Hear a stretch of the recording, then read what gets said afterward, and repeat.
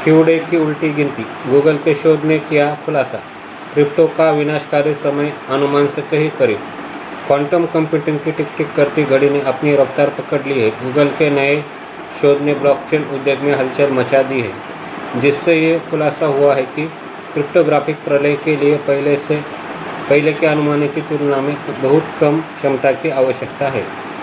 Report के अनुसार एक क्वांटम कंप्यूटर भौतिक क्यूबिट्स की संख्या में 20 गुना कमी के साथ, यानी 5 लाख से भी कम क्यूबिट्स का उपयोग करके बिटकॉइन और इथेरियम को सुरक्षित करने वाली 256 बिट एलिप्टिक कर्व क्रिप्टोग्राफी को तोड़ सकता है। दक्षता में हुए इस लाभ ने लोकप्रिय डिजिटल संपत्तियों को CRQC के निशाने पर ला दिया है। बिटकॉइन के लिए ये खतरा समय के खिलाफ एक उच्च दाव वाली दौड़ जैसा है।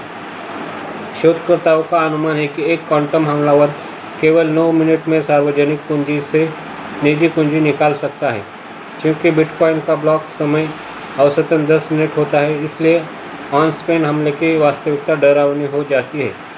एक दुर्भावनापूर्ण व्यक्ति लेनदेन को बीच में ही रोक सकता है और नेटवर्क द्वारा मूल हस्तांतरण की पुष्टि करने से पहले ही धन चुरा सकता है। हालांकि इथेरियम के लिए स्थिति और भी अधिक भयावह है। बिटकॉइन के UTXO मॉडल के विपरीत इथेरियम का अकाउंट स्ट्रक्चर संरचनात्मक रूप से 8 स्टेट हमलों के प्रति संवेदनशील है। एक बार जब कोई इथेरियम एड्रेस अपना पहला लेनदेन भेजता है तो उसकी सार्वजनिक कुंजी लेजर पर स्थायी रूप से दिखाई देने लगती है। एक क्वांटम हमलावर को यह समय के साथ दौड़ने की ज़रूरत नहीं होगी।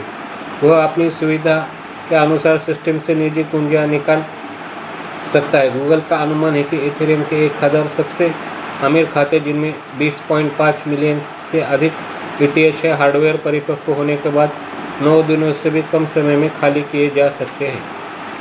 इथेरियम शोधकर्ता जस्टिन ड्रेक सहित विशेषज्ञों के बीच आम सहमति है कि क्यूडे वह क्षण जब एन्क्रिप्शन विफल हो जाएगा 2032 तक आ सकता है, जबकि इथेरियम डेवलपर्स पहले से ही पोस्ट क्वांटम रोडमैप तैयार कर रहे हैं।